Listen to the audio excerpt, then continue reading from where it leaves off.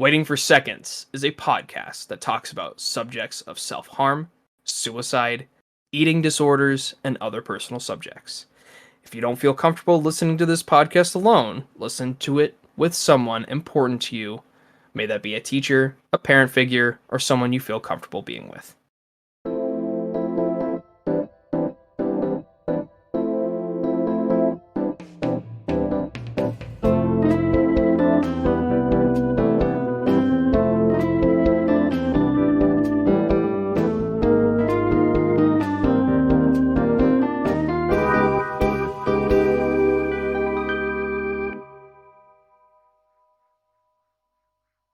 This is Waiting for Seconds, the interview podcast where we meet people and ask them who they are and why they are.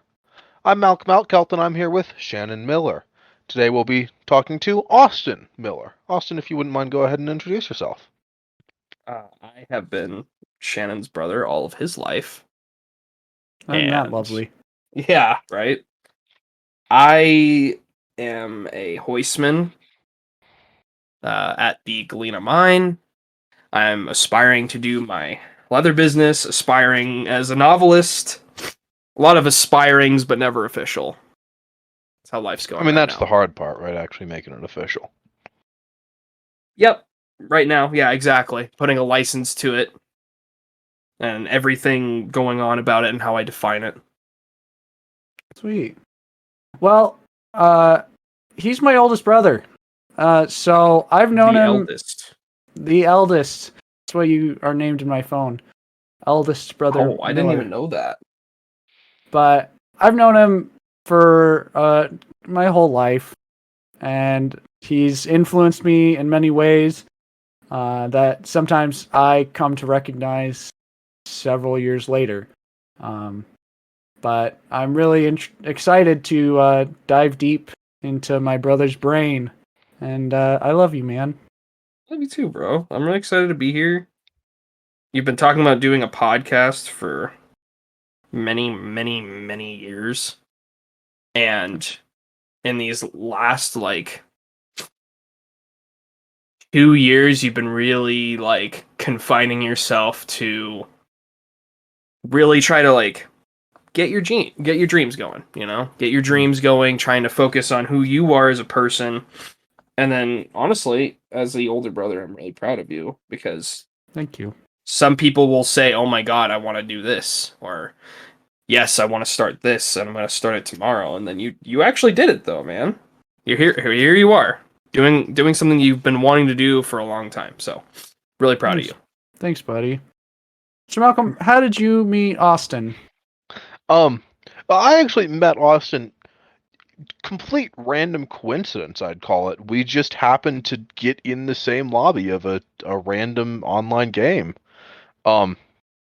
Just happened to be on the same team together, and we vibed. That's long and short of it. Hung out and yeah.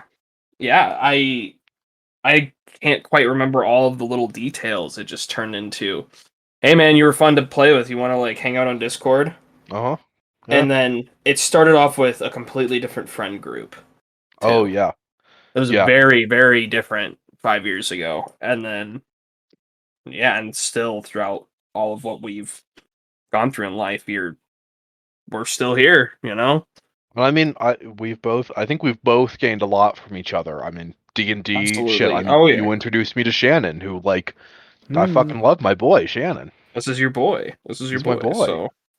And I wouldn't have my boy without you. But yeah, we've played a lot of tabletops together. We've played a lot of video games. I think it's fair to say we're pretty good friends at this point. But absolutely. Can always know more about each other, right? Oh yeah, definitely. Oh, that's actually exactly why we brought you on, as you know. Oh, what a coincidence. We got some questions that we'd love to ask you. Yeah, shoot, man. Well, my first question, actually, as all the viewers at home know, the new year just passed. It is now 2023. Do you have any New Year's resolutions, Austin? No. No? I honestly don't believe in them. Why's that? I feel like it's expectation you shouldn't put yourself on when it seems like it's more of a fad than something you're actually supposed to change about yourself. And then when you take something that doesn't seem so personable to you, you're just not gonna do it unless it's through like severe like social uh like a construct, if that makes sense. It is like almost honestly, it's like a it's like it's just like a marketing thing in my idea. Like if it is that personable to you, then you're not gonna do it like a new year, new me. You know, You'll just choose to do it. And you'll make simply it happen. choose to do it, and you're gonna drop whatever you're doing that you don't like, and you're gonna move on. You know. Yeah, I think that makes a lot of sense. No, yeah, hate to hype the idea of trying to change yourself like every time during when like there's a full cycle of our planetary rotation, and that's it. You know. Change yourself whenever the hell you want. Don't wait for arbitrary dates. Yeah, yeah. I mean, exactly. And if it's not that's how life is for me. Is if it's not personable to me, then I won't do it. Yeah. Simple as that. I think that makes a lot of sense. So you don't even go under like how everybody on Instagram goes and say new year, new me. No, I try to I'm usually just a lurker on social media nowadays. I don't try to impact it much other than if I wanted to like start a business or anything like that. I feel like we hype up social media quite a bit, so it's a way to stay connected, but it's nice for me to just stay in the peripherals, see how people are doing, and that's it. Other than that, fuck that. I don't. I'm not a fan of fads. Yeah. As you could say, I'm not a fad man. You're not a fad man. Just not a fad man, dude. One might say. They do say that though. Definitely. I that's what I refer to you as. Good. I'm glad. He's a fad man. You're a fad man. You are a fad man. You like your fads, dude. Yeah. You're Can't tell trendy. me otherwise. You're a trendy bro. Well, I'd love to know a little bit more about your and Shannon's relationship. And then, if you feel like expanding more, your relationship with the rest of your family. How close are you guys? How have you always been really seriously bonded? Or, maybe it's a little further than a lot of people expect. Sure. My relationship with Shannon has, in the last few years, been fucking rock solid. Because, we live together. We try to keep each other in the loop as much as we can. A few years ago, though, like, no, not at all. We touched bases every once in a while. We kind of enjoyed hanging out, like, during D&D time. But I wasn't very good about keeping in connection, and Shan was living his own life, and What changed? Well, we fought for the right to party out here in Idaho. We wanted to try to pave our way without parents, without people in our lives like that, were older and always had something to say. Nothing wrong with that, but we just wanted to go on our own, And also, the economy is in shambles. Yeah. Absolute shambles. That was one of the reasons that we moved in together. The other, definitely, the other reason was COVID, if I remember correctly. And then the other reason is we were already planning on moving in together originally. Yeah. Gonna be in Missoula. Yeah. We were gonna try that. It's just there was no well-paying jobs out there, man. No. Especially right now. So I want where our money could take us. Go ahead. What about the rest of your family? Have you always been close with the other family members, or is there a similar thing where you kind of fell out with them? And I feel really close to my brothers. My parents, not very much. And I guess I'm just gonna leave it at that. okay, Don't need to air out dirty laundry on a that's fair. very yeah for everybody else to hear. So Not unless you want to. yeah, not unless you want to. Well, maybe we won't talk about your relationships, but let's talk about your Ooh, childhood. spicy. Do you feel like your childhood was happier than most other people's? I definitely didn't. I mean, there was always food being put on the table. I mean, I was always financially supported, and I will always thank my parents for keeping it together long enough for that to happen. We were a part of the era, I think all of us were, where we were to be seen and not heard. Hmm. Look at how well our child is doing. I am a good parent because of this. Look at how well that they are living within this social circle, and they seem like they're with society. And then when you have a problem, it's like, what? You have a problem with how I'm parenting you? Well, we cannot simply have that. I am doing everything that I can. And then your feelings go unheard, and then there's resentment and everything in between. But I feel like I had a good enough childhood to get, mentally going where I needed to, and now I feel like I'm in a better spot than I've ever been. Hmm. It's been a big deal to me for the last couple of years, especially living with Shannon and living with my wife, my future wife. Mhm.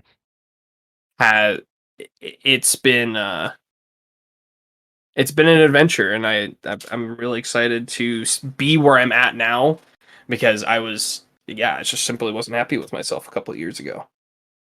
And it had to start with childhood, because it started with where I came from and all of the things that I've kind of left behind, and I didn't want to worry about. Anyways, So, I mean, you don't seem like.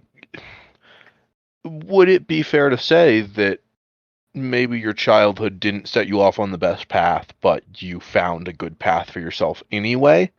Or do you think that your childhood set you going the way that you are and brought you to the place where you are? it is it's a milestone. It's something to look back on.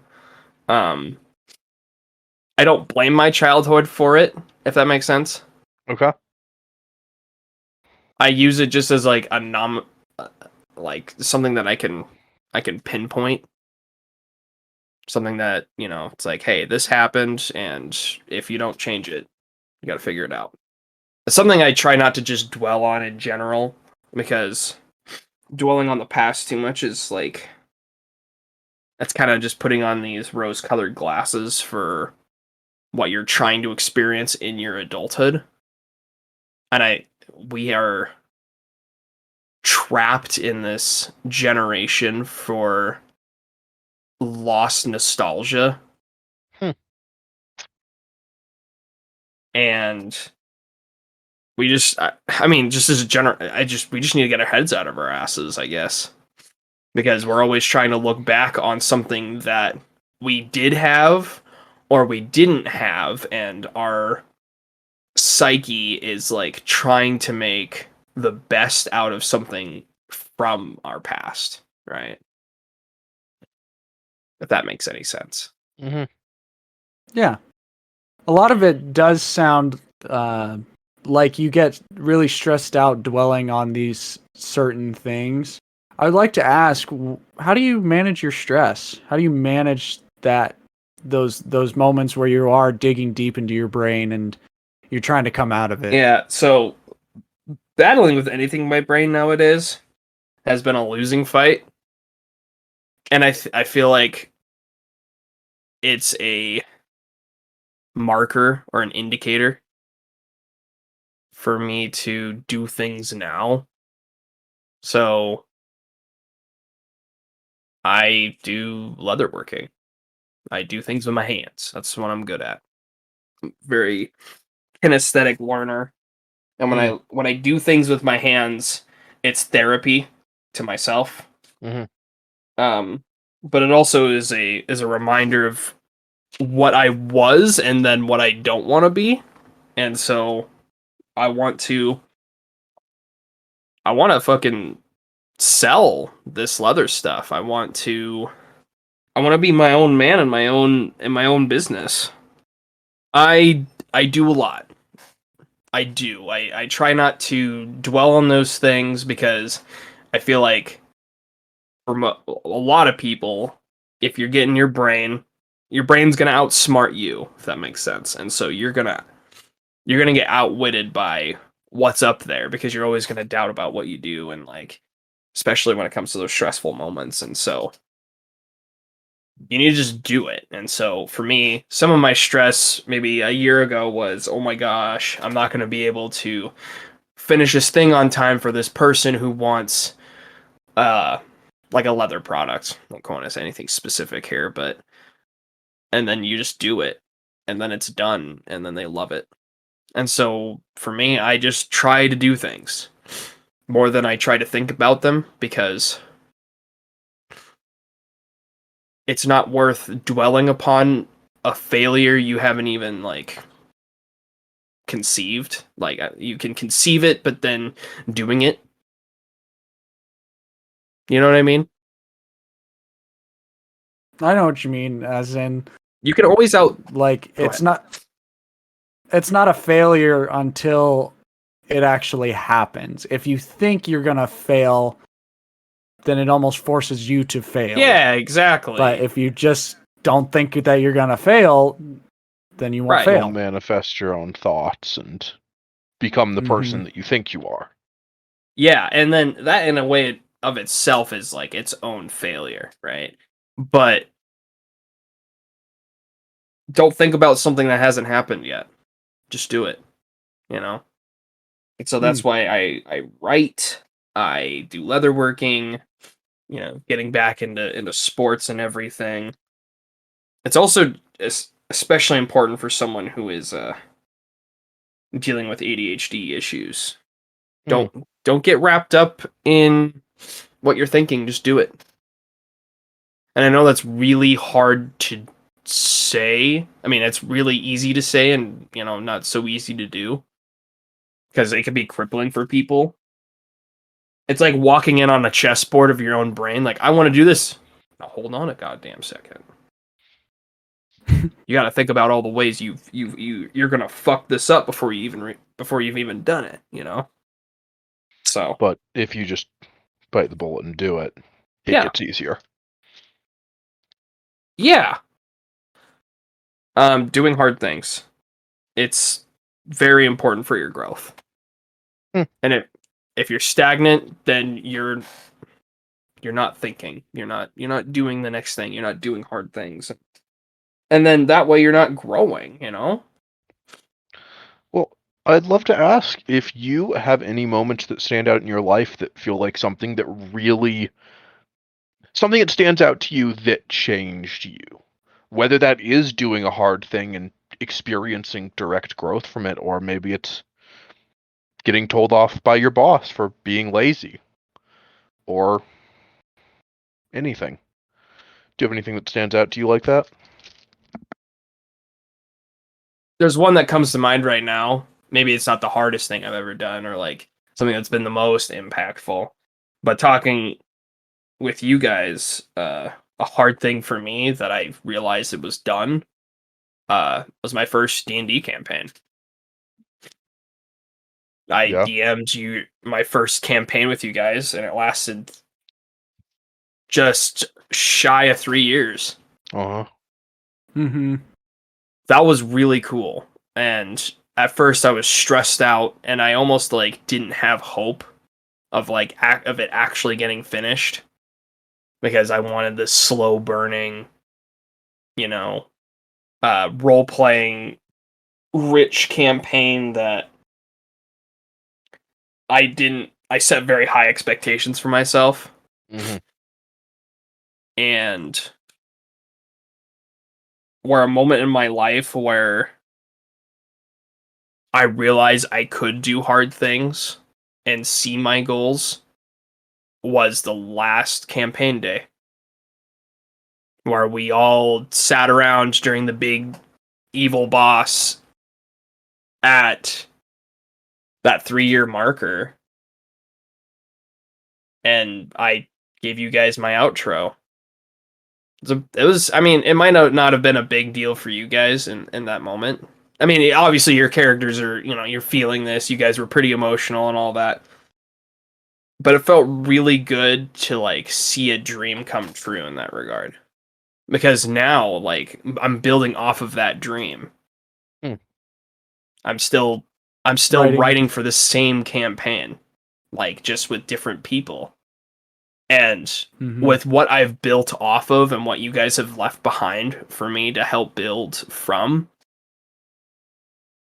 people, like, especially with this last session I did with these guys, was my first session. They were blown away. And I was just going through the roles, man. I was going through the same thing you guys went through, right? I just was able to expound it easier because prompts and writing descriptively has been easier for me.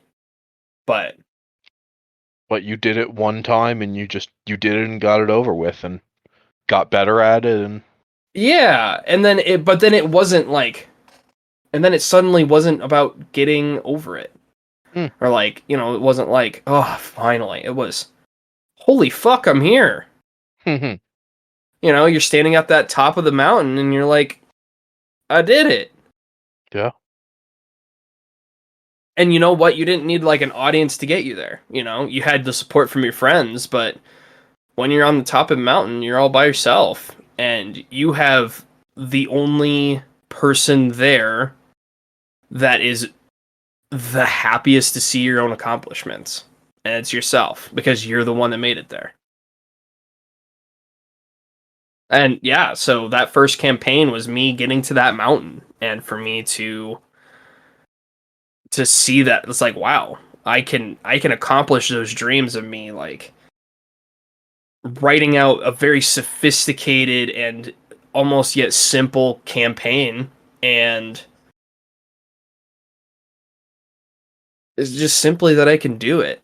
I am always thinking of new fun ways to write out my tragic stories in my world and everything now, and it really is helpful that we did that. So, well, I'd actually love to push you a little bit more about, I mean, it came up in our intros. It's important to all of us. yeah, D&D. Tabletops like D&D. absolutely. I love them, you love them, but I'd like to ask you why. Why?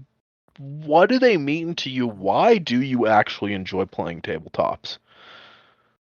Are they just a release of, a way to get some laughs out, or what? It's changed over the couple of years, especially DMing. It's turned from, how can I make an impactful story? And then I go deeper now. And I ask myself, how can I impact my players more? For me, I love writing stories that are going to make you emotional. It's going to make you think about what either your character has done, or I'm going to strike you in places you don't like. And that they will be ultimately brought out to the table because you are playing a form of yourself, right? Yeah. So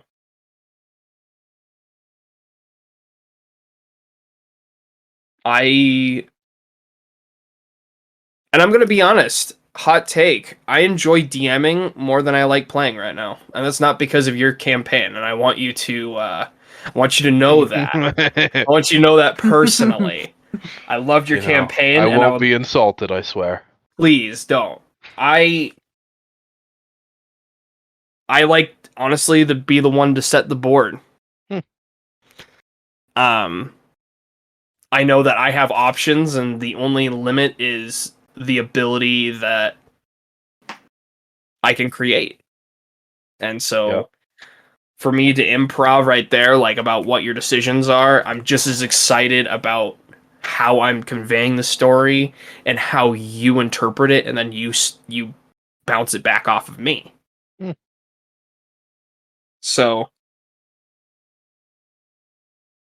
but And it's your creation that really like sets a different tone than you're a character in somebody else's world. But no, they're a character in your world. yeah, that's what's really cool is that like I'm not here to tell you about why my world is the way it is, and I'm gonna punish you if you don't know it. I want you to experience it, and I want you to tell me what you think. So, and that was especially with the first campaign. The seeing how Craig, Mofrog's character, Malcolm's character, not Mofrog, He is also Mofrog. and Lumix, Yep. Shannon. I always tried to like convey things that were like, hey, this is the world. What do you guys think? And I always hoped I didn't like try to make you feel rigid, like you guys were railroaded in the story. That was a big deal to me. But yeah, it's really impactful for me. I like role playing games because I'm able to convey my stories, and people like And listening to them. I mean, simple as that. and I imagine it's also something about because like you can convey your stories through writing too, as you've mentioned you're an aspiring author writing a book, but Yes, I think there's probably something to having that collective aspect of a role-playing game where you give and you take almost like improv. absolutely. That is the biggest help for me to write my stories is Mm, because you guys fill out the characters and you guys struggle with your own character development yeah. and through a Yeah. narrative sense because you guys are trying to make your characters as meaningful as possible, right? In your Mhm. own way. And so I as much as I like the characters, I like to see the struggle of the person playing it more. Hmm. Because then it tells me the prompts for what make really good stories is what does the character want versus what the character needs. And I know it's something that like how do I explain this? Like for example, Jon Snow in Game of Thrones, first one that pops up in my brain. Mhm. He thinks he is the hot shit when he goes to the wall, and that he thinks he's better than everybody. And one of these days he's going to be the commander of the Night's Watch, right? But what he always really wanted was a father figure. Mhm. He always wanted to aspire to be those things because he desired to be wanted by a parent. And he never got that with his father or his mother. His father was cryptic, and then his mom thought that he was in it like an embarrassment, essentially. But that's all the first book is like him trying to find his place in the world, but then be accepted by his by some parental figure, right? And so then it boils down to what you think your character wants in the world, and then I get to like develop like I think I know what you need. Yeah, yeah. Seeing how you narrate your character helps me like piece together what would be desirable in your like life, your personal life, and then I tie Mhm. it in with your character. Hmm. That's interesting because I know this is one thing that I've always enjoyed with D&D, especially for you. You've been creating these stories since we were like children, making makeshift weapons and armor just to play out these stories. But with your creation in D&D, it's really like set those stories like on a whole new level. Absolutely. Yeah. There was an actual mainframe to produce those stories, and I just wanted to say that because it was very cool. It was very fun to see all your stories from my childhood come to life into a brand new world. Yeah. Yeah. It also another hot. Go ahead. This has always been a thing for your guys' life. Yeah. It's Even if I guess it's not so based in a system that's pre-existing. This kind of sticks and hitting each other with sticks in a fun sword fighting way has always been a thing. Yeah. Hot take. D&D is okay. I just like that was a hot take. like it's cool, and I understand the game. I love it. I can go without it. It's just the first campaign that I was conscribing to be able to write stories. And it's not because it's not an ego boost to like have you guys listen to them for you guys to say it's really cool. It's like an indicator for me. It's like, okay, I write this, what do you think? I write this, what do you think? And it's like a constant probing and how you guys expose yourself to them. It's like, okay, so this is what happened this session. What'd you guys think? And they're like, oh my god, this is so cool. Or, it could have been better. And it's a hard criticism for me. I need it though. Because I want to write something that everybody can consider, or like the majority of people can consider good. Mm. But to go back to your earlier question, yeah, it's been a big deal in my life. I've always tried to be creative in my own brain. I always tried to find originality in things that I watched, and then I take that and try and make it my own. Yeah. Either through making duct tape armor and weapons, or, I'd write my little stories and then I'd picture them in my brain. More often than not, it always transferred into some form of like a musical piece. So like I'd be listening to some music when I was a kid, and I'm like, oh, this sounds like a really good fight scene music. Mm. Instead of like for what it is.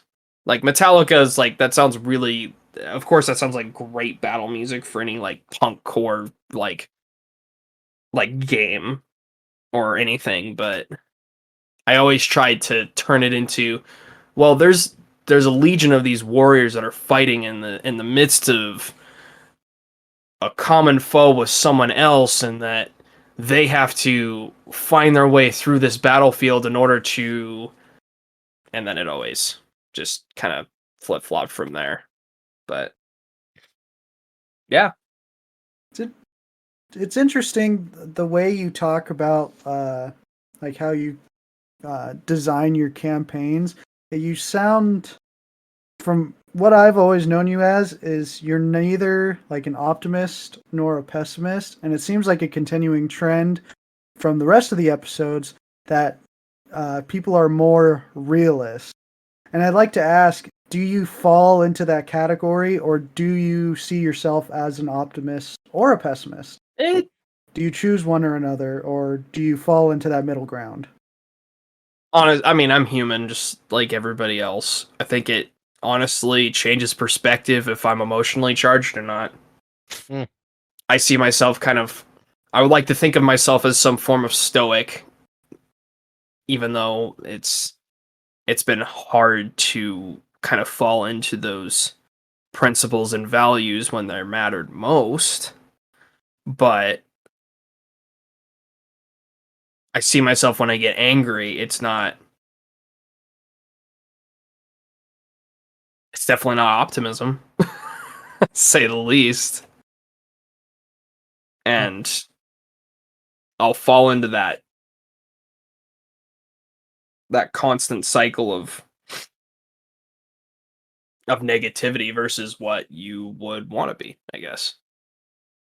So I can't say, I would like to think of myself as a realist, but I don't think it'd be very real of me to say that I am. Does that make sense? I feel like that it does make sense, but I feel like that does put you under that category of being a realist because you're not trying to look directly for the good or directly for the bad. You are just in the moment. This is what makes sense. This is how people are. This is how people are not. I think, and that also is like it's that has been an anchor for me to not be emotionally charged, if that makes sense. Yeah. The desire to see things from an unbiased opinion, it's a privilege I never used to have. Because I was always trying to see it from someone's point of view instead of making up my own indicator for it, my own. I've been using indicator a lot this today. Good word. I guess. Thinking too hard about this. What's the question again? Sorry, I kind of got lost. You were grateful for that you can now think freely on your own without thinking with other people's influences. Yes, okay. So, and then now, when you start thinking on your own terms instead of taking someone's side or anything, people start calling you a pragmatist, which honestly is definitely a medal on my shoulder, man. If you can't come up with your own desired independent thought and then put it out there as your own opinion, then you're a slave to someone else's opinion. If you want to be thought for, someone's going to think for you, and they would like to think for you. And so I really try to focus on that, I guess. Well, I'd love to ask you, earlier in the podcast, you mentioned your soon-to-be wife. Yeah. And I'd like to ask you a little bit about what exactly your thoughts are on, trying to get close to people, trying to advance relationships, especially ones like that, romantic relationships. Uh, it is often in society a man's role to advance those relationships, to ask somebody out on the first date and to prompt further. What's the word? Like to Further prompt further. advancement, you're the Yeah. one. You're the one that's going to push the envelope on a relationship. Do you think that's a good thing? Is that a thing you like doing? In your experience, is that a thing you'd rather not do? Absolutely. I wouldn't have it any other way.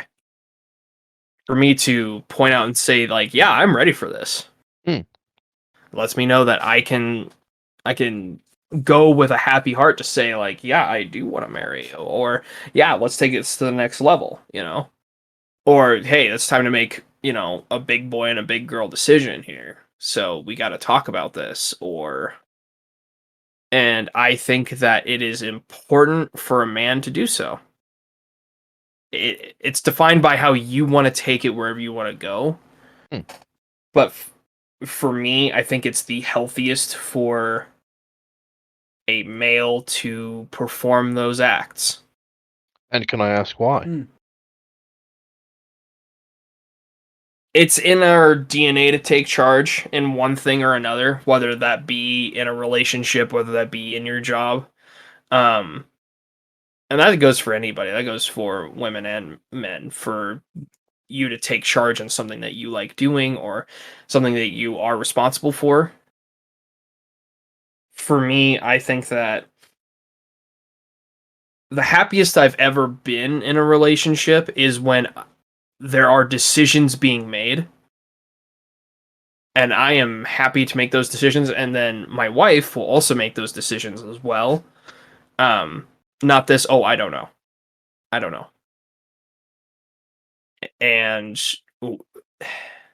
it lets you know that you're definitive about what you want, and it's easier to interpret what you want from what you get. So if I get a I don't know, then I don't know either. Unless I say the yes or the no, and then you follow through with it or you don't like it. So then it that's up. sounds like you like it because you like being able to take action. And Yeah, not because I like necessarily taking charge. It's just a thing that's like, okay, so I can either sit about this and think about it for a week and not get anything done, or I Mhm. can ask the wife and then we can come to a decision in 20 or 30 minutes that lets me know what we can do in the future. Mhm. But yeah, as a man, I think it's just important to live by that role. Now, if you don't want that expectation on you, we live in a day and age that you don't have to have that expectation on you if you don't want it. But from how I live, I can only go by the experiences that I've lived. So for me, as who I am, I feel more fulfilled taking that leadership role than not. Mm. All right. Well, I'd love to go ahead and ask you about. So, in previous episodes, we've talked about Shannon's experiences with religion, but I'd like to ask you if you have shared experiences with your religious upbringing and how you express your religion or your spirituality now. Well, I guess I could always just start from the beginning and like work my way up Mhm. because and then Yeah. if you agree then just put your 2 cents in, Yeah. or if not, I would like to hear that too. Well, I've already kind of discussed my religious views in earlier Hmm. episodes, and I completely know that we have different takes on it because we went to different schools. You were a lot older when we went to different churches as Hmm. children, so you also have that perspective. Um, and I mean, since we went to different schools, there's pieces of that school. Um, we just have a different perspective, and I've already discussed Hmm. mine. Sure. And I just want to hear what bits and So pieces that you had. I guess it's always going to go back to childhood here for that. It has been an indicator. I live life on indicators, I guess. The first time I went to church, I was super ecstatic that there was this way of life I've always heard about but never truly expressed on. And I was able to partake of until that very institution just really got me tired of it. It started to become a numbers game, then it became about spirituality. And so I guess it's a culture I live by, but not something that I go and perform anymore. Hmm. It felt like something, especially down the road, it felt like something that I had to do versus something that I wanted to do. And I'd have bouts of like hyper spiritualistic moments where I was like, wow, this feels really good to me right now. And I feel close to my deity. And now I definitely take it from more of a philosophical perspective on it. I have a hard time trying to feel connected that way. It has some to do with family, but more often than not, my religious group has just failed me on a lot of points that they are hypocritical about. Hmm. I want to know. This is just me asking about memories. Yeah. Uh, the Lutheran Church that we originally started going to before we went to the Adventist Yeah. Church. what was that like for you? I don't remember really any of it, so I just want to hear about So that was like before the time I felt interested in church. I felt like, oh, who's this God guy, you know? And it wasn't enough for me to dig deeper other than, holy shit, we got snacks here and friends. Dude's Oh got Bro, my they got yeah, snacks? bro, they got snacks, dog. I'd go to church if they got snacks, though. And what was cool about the church that I went to, and I thought all churches were like this at one point, that our church was in a historical museum and a science museum. That's right. Oh, that's And- kind yeah. of hype. Right? And so, like, when service was over, or like, because they had their church service, and then while they were having their church service, we were in our own conscribed daycare, essentially. Mhm. And so we didn't have that like church family experience. We were always playing the fun games and everything. And so I thought like God was just like a fun time, essentially.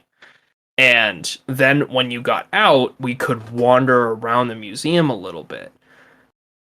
And so we saw like some of the stuff was closed because it's a Sunday. They didn't have anything else open. They wanted to make sure that that was open for everybody else. Was for the churchgoers and everything. But to be able to go just like wander through and be like, oh shit, this is what a dinosaur looks like in real size, unheard of. Unheard of. Like, and that's me as a kid. It certainly provoked my desire for history because I was able to like sit and watch all of especially the like state history. Shit's wild in Washington. There was a lot of promises that weren't kept during during the gold rush and everything, and like the lumber industry is really cool, and they shared a lot about that. But more often than than it was an actual church thing, it was just really cool to just go check out like how old the earth was, because it definitely wasn't a oh, that's an interesting perspective. It wasn't a church museum. Hmm. It was certainly like, oh yeah, God is cool, and then they talked about how they through the crustacean period, or through the I'm sorry, you're gonna have to cut that out. Cretaceous. So Cretaceous. That was retarded. I'm sorry. Not like Okay. through the Cretaceous period. Nailed it in one. First take.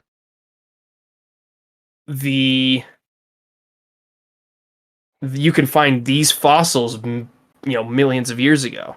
Mhm. And so I guess it's in a weird way, I guess the logos on my life has like always had the other side to it, if that makes sense. Your first real church experience was like a very scientific nature. Yeah, in a weird way. That's interesting. Yeah, so like we'd be singing about God in one room, and then once it was time for my parents to pick me up, I was like, now let's go look at the dinosaurs. Let's go look at the Natural Museum, shit like that before we headed home. Mm-hmm. I remember that. That was an interesting time, yeah. But then religion came more important to me. When I turned 11 or 12, we went to camp meeting, and camp meeting is where a ton of these churchgoers come together for seminars, to be able to like meet with connections with other churches, and to share what you know through your lens and perspective of life through the church. So like there'd be seminars on how to eat health like in a healthy way, and like have a vegetarian diet, and be one with one of God's laws kind of deal, and here's a fun way to do it because God loves you, and God loves you, the temple of your body and shit, there was also other ways that you could like read the Torah, the Jewish Bible, and how you can interlink that with commentary with like the King James version of the Bible and stuff. So it was, and then it got even more wild when I could go to a camp where my parents were at, and I was like, "Fuck yeah, summer camp! I could be at somewhere different for like a week." And then that's when it really impacted me the most, because like everybody was like on fire for it. Everybody was on fire for God. And then once that hype was over, it was really like, dang, I have to go back to my normal life. And I can never bring that happiness, that same excitement, that same joy back home. Did you feel that going into your summer camp experience, Shannon? Well, I mean, I don't really remember my summer camp experience that much. I remember more of working at the summer camp. Sure. Because I was only there for like a year. I had a good time, but it was not the same perspective as maybe you did, where it was more about the religious aspect of it. For me, it was just a summer camp that no parents, new friends. Yeah, exactly. New things to do. I absolutely started off as that, and I was very excited about it. I was so hyped. Like, oh, no parents? Sign me up. Whatever I need, sign me up. Get out of the house. Because, I mean, at that time, our parents were just still not doing well. And it was always like there's always upheaval at our house. And so I've been practicing escapism for a very long time, either physically or mentally. I'm joking. Okay.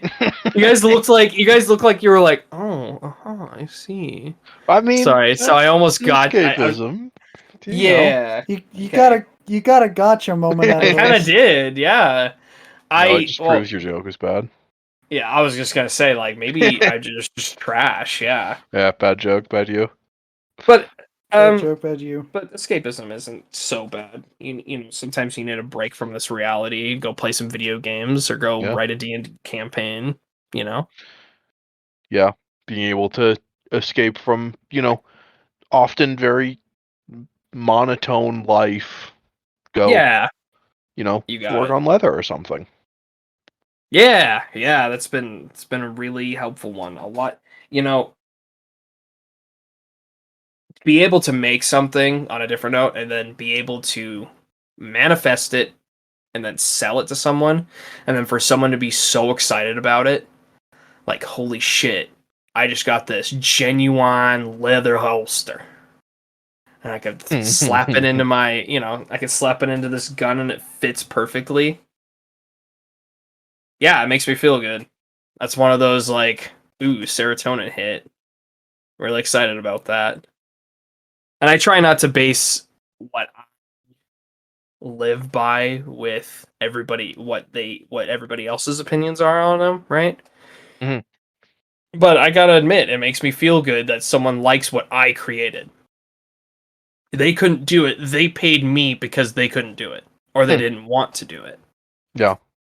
And when I created, they were like, "Wow, this is really cool." So, I think this is very apt for having both of you here. And Shannon, I'd like to open the floor up to you too here. yeah. I want to know how your guys' relationship with family exists. So, a lot of people define family as blood, and obviously you two are blood related, but do you both define family the same way? Is it just blood, or is there something else that matters perhaps more than blood? If you don't mind, Austin, I would like to go first. Go for it, man. I definitely think we live in an era where family is no longer about blood.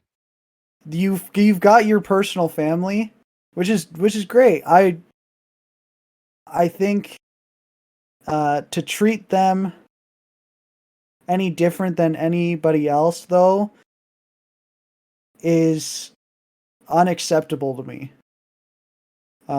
If I can't treat somebody like they are very close to me, then it makes me feel icky inside.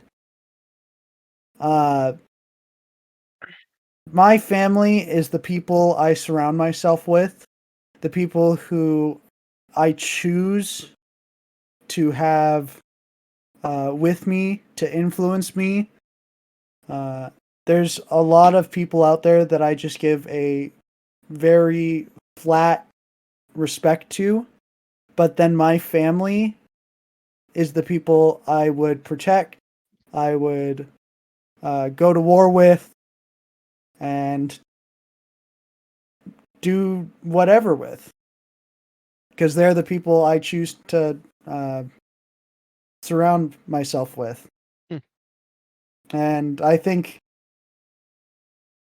to be able to choose that is not something we were able to do in the past decades, but to do that now is very cool and very awesome, because I feel more free to be with the people I love. Yeah, kind of bounce off of that. Shannon, my other brother, and myself, we are on my mom's side alone. We have like 8 aunts and uncles, Ooh. but Yeah. only 2 of her blood related, if I remember right. It's like 2 other uncles. They're the only ones that like try to keep in touch with us, at least with me. And then after that, no one else. And it, especially in our day and age, I think it's really important to know where you belong. Either it is with blood family or it's not at all. Or there's like a little mix in between, I guess. But for me, I found the most family when I walked away from my first one. I was able to. I felt more safe with people that understood me instead of being out of obligation. You, Mm. I fed and clothed you. I must know you. No, you don't. And as much as I will always give you the respect of helping me get where I'm at here, physically, it was always lost on most of my family members to see me in a way where I felt heard, to be understood, not just like, oh, okay, I heard you, but then like that deeper listening. And so yeah, we my wife and I have found our own little family out here. Hmm. I think And that's really beautiful. yeah, and I I think it's going to go back to what Shannon said. It's going to be with the people who I love. I love my brothers. Even though I don't call them all the time. I don't check on how they're doing 100% of the time. I love them to death. And if I was to lose any of them, it would really break me on feeling like I actually have like blood family that gives a shit, you know? Well, I think that's really beautiful, man, and I would love to wrap up there. Okay. It's been a great time. It's been Yeah. really good talking to you. Yeah, it's been a hot second, man. Yeah. Gotta play some Steam games, Yeah. Try to get involved with, my family again. Well, before we end the podcast, I've got a couple housekeeping things I must do. First, I want to say thank you to Miss Nadia Diaz for our podcast cover art. Her Instagram is at Arthead Creations. No spaces, no capitals. That is at Arthead Creations on Instagram. And then, of course, the person who makes our intro and outro for our podcast, Jensen Krull. A couple months ago, he released a demo for a musical that he's been working on for a couple years now. The song is called Knocking on Doors for his musical Tea Time. You can find the song on most platforms, Spotify, iTunes, Amazon Music. That will also be linked in the description. But thank you, Austin, for coming on the podcast. I know I asked you in short notice, but it was really good to listen to some of the different perspectives that you had versus I had.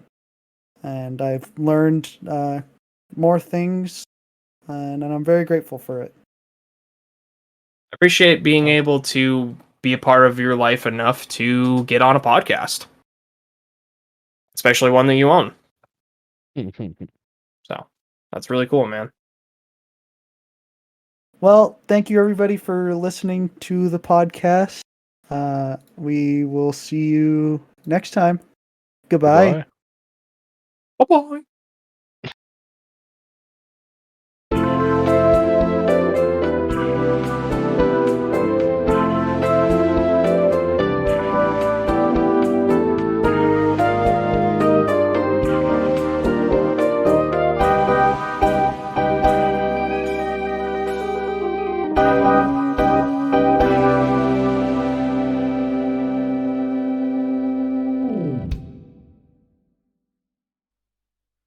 Night, but God, You're an old man. You're an fuck old you. man. Suck a dick. Suck my dick.